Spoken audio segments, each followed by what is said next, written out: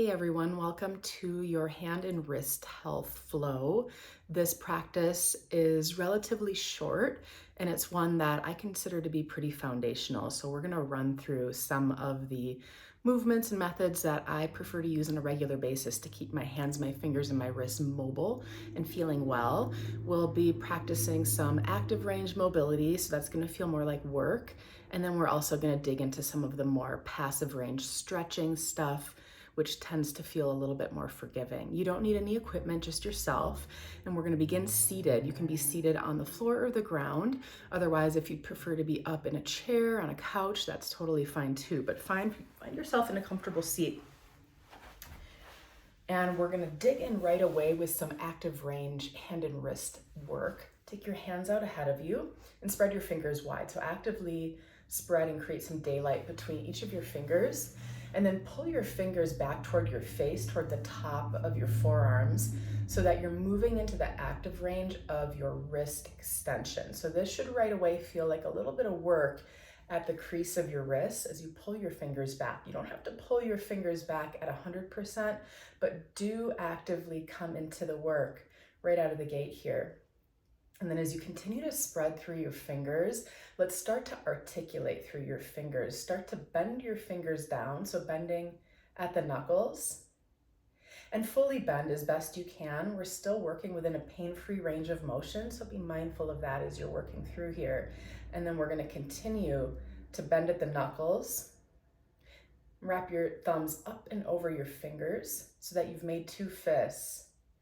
We'll go ahead and switch all the way down into your wrist flexion. So as you start to lean your knuckles down toward the floor underneath you, I want you to feel for an active range now in the second range of motion. So the opposite of your wrist extension is your wrist flexion. So here we are, knuckles leaning down toward the ground actively, press them down, and then it's almost like you're peeling and pulling your fingers toward the underside of your forearms. So you should likely feel some stretch at the top of your wrist, perhaps the top of your hands, making its way all the way up through the top of your forearms. Keep this fist structure in your hands and start to move back into your wrist extension. So as you have this knuckle shape, you can start to open up through your fists and wind up exactly where we began. We'll do that one more time. So start reset by pulling your fingers back toward the tops of your forearms. Spread your fingers out wide. Actively pull your fingers back toward your face and then slowly articulate through your fingers as you bend them all the way down through your knuckles. And then again, thumbs up and over to wrap across your fingers and then down into your fists facing downward toward the ground. Actively with your fingertips pointing down toward the ground, pull back toward the underside of your forearms, take a few breaths. And then one more time, we'll rewind and move back through that. So up and open, relax. And if you'd like to shake out, very likely even your arms might be a little sore after holding your hands and arms out in that structure. So that's fine. Start to just roll out through your wrists. And it's sort of just a passive rolling out. You can keep fists, or if you'd like, you can spread your fingers out and roll. And then finally, bring the tops of your hands to touch, palms facing away from you, and roll your fingertips toward your chest.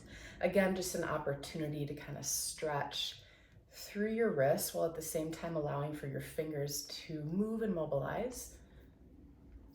And switch directions.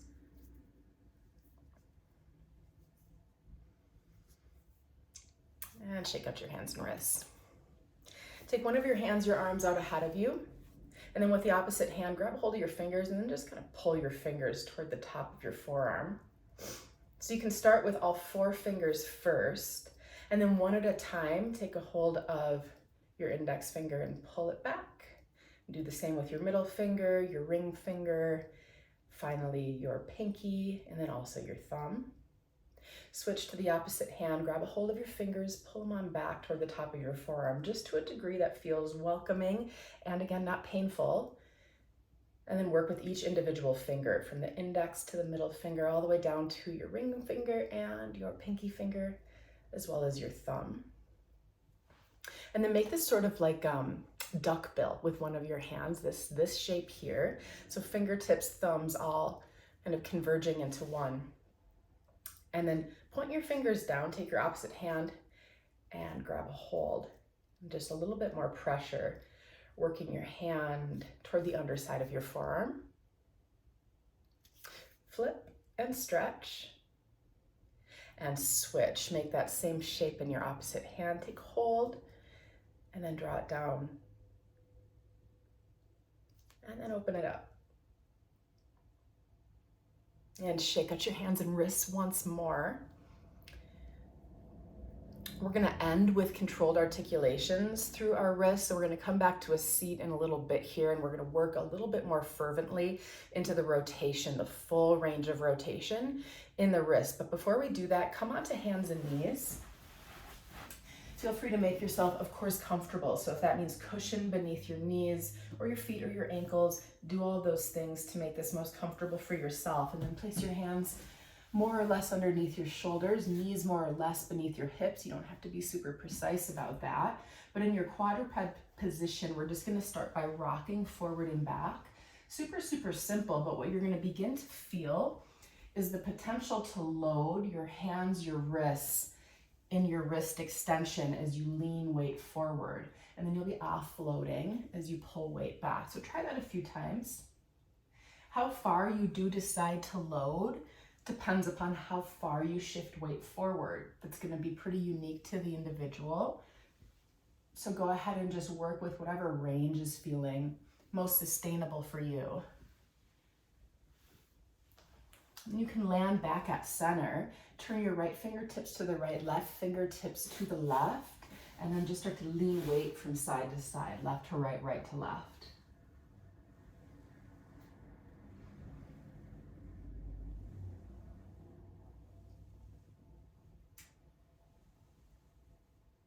Okay, that's great for now. Fingertips facing forward. Come to the top of your right hand. So your palm is facing up. Your fingers are facing the midline. Keep that. Bend your elbows lower down. And then straighten your elbows out as best you can to lift back up. Try that a few more times, just a couple more little push-ups. And then next time you rise up, make a fist with your right hand. Begin with your pinky, curl your pinky, and then your ring finger, middle finger, and index fingers all inward. And then do your best to wrap your thumb. You might not have access to actually wrapping your thumb on top of your fingers in this position. That's perfectly fine. You may find that your elbow wants to bend to compensate. Do your best to keep your elbow straight. It does not have to be perfectly straight. Do your best with it. Take a few breaths. How much you're squeezing into your fist, 50% or so is fine. So again, don't feel like you need to like death grip through your hand. A little goes a long way. Take a few more breaths, a few more moments, and then unravel, open up through your hand, your fist. Bring your right palm down and then switch sides. Come to the top of your left hand, palm facing up, fingers facing the midline. Bend your two elbows and lower down, and then rise back up. A couple more times like that.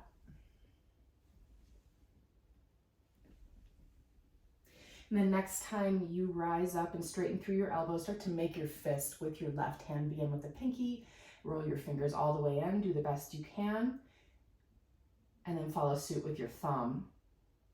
So there's a little bit of a driving of the top of your left hand into the ground, again, without forcing the issue.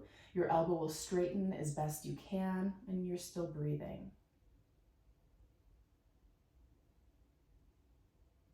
Okay, that's great. Let that go. Open up through your fists, palm down, and then let's try some hand ups.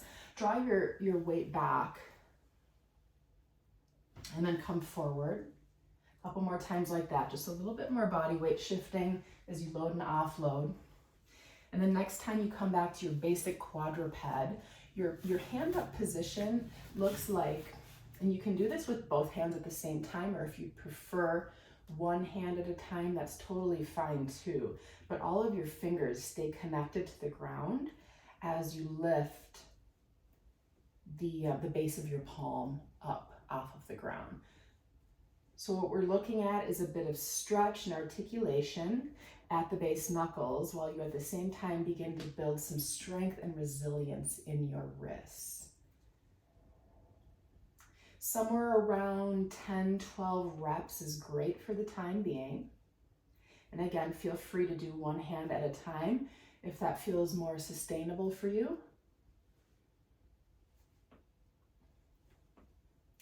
I am already feeling like my wrists are getting tired, so I'm going to take a moment to pause. I probably did somewhere around 10, 12 reps, so that's great for me. Tops of the hands to touch, palms facing out like we did before, fingertips back toward your chest. You by no means need to be in this low kneeling seated position that I'm in, just whatever seat feels best for you right now is great. And then come back to hands and knees one more time. And like we've been doing, draw your hips back a little ways, pause for a sec. Now this time around, lift your fingers off of the ground. So it's the heels of your palms that are still driving into the ground. What I want you to think about doing is actively pulling your fingers toward the tops of your forearms. So you're coming into an even deeper wrist extension. This should ideally feel like work.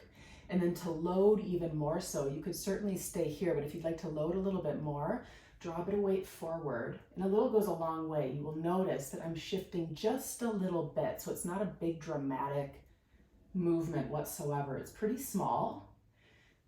But I am working my utmost to maintain this shape in my wrist while not allowing for my fingers to fall down toward the mat underneath me. Try just a couple more. You can't see this, but my fingers are shaking, my hands are shaking because I'm working, and that is exactly what we want. Fantastic. Come back into a comfortable seat. Any kind of seat will do. Shake out your hands and wrists. And then try a few finger flicks. Take your arms right out ahead of you and just flick through your fingers.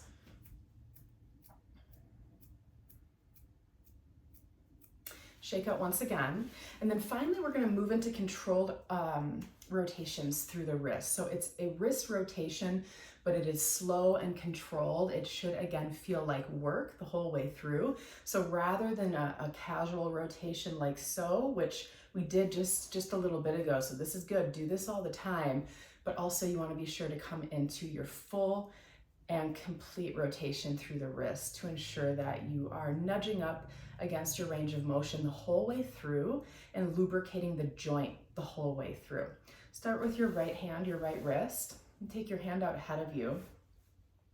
And I like to take my opposite hand to grasp a hold of my forearm somewhere just to help omit any additional rotation through my upper arm. So I want to really focus the rotation and the energy just exclusively in my wrist. So I'll just take a hold of my forearm anywhere that's accessible for me, and then fingertips down toward the ground actively. So this should feel like work as I'm pulling my fingertips both down and even back and under toward the underside of my forearm. And then slowly in toward the midline here. So it's slow, slow, slow movement as I begin to rotate fully through my wrist. Once I get to my end point, and that's where I am right now, so you'll hit a kind of roadblock consistently throughout the rotation, then I will slowly continue to rotate while acknowledging again and again that this is meant to be a really, really slow and controlled movement. So I've finally landed in my wrist extension. We've been in this general position many times before, and I want it to be active. So I'm now again pulling my fingertips all the way back toward the top of my forearm, all the way back toward my face. And I'm going to continue to make my way all the way through that rotation. Slow, slow, slow is indeed the name of the game, so take your time. Again, you likely can't see this, but my hand and wrist are both shaking quite a bit. And that's your rotation. Okay, and switch to the opposite hand, the opposite wrist. Take a hold, and fingertips down to start. Actively pulling fingertips toward the underside of my forearm and then all the way toward the midline, as slow as humanly possible.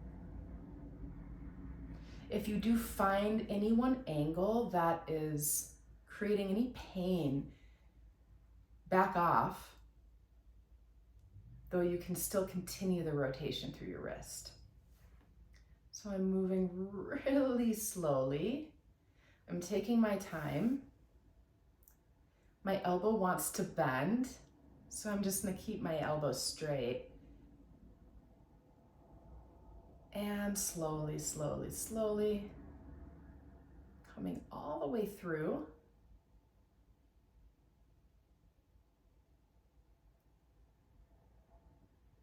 And that is your controlled articular rotation. I am actually going to pop one small little demo of the controlled articular rotation as well, where I deep dive a little bit more into the details, but hopefully you're able to get a good idea of what that movement felt like and looked like. You'll continue to refine your rotations over time so they get really, really strong and solid so that you can get the most out of them. That concludes this small hand and wrist health flow.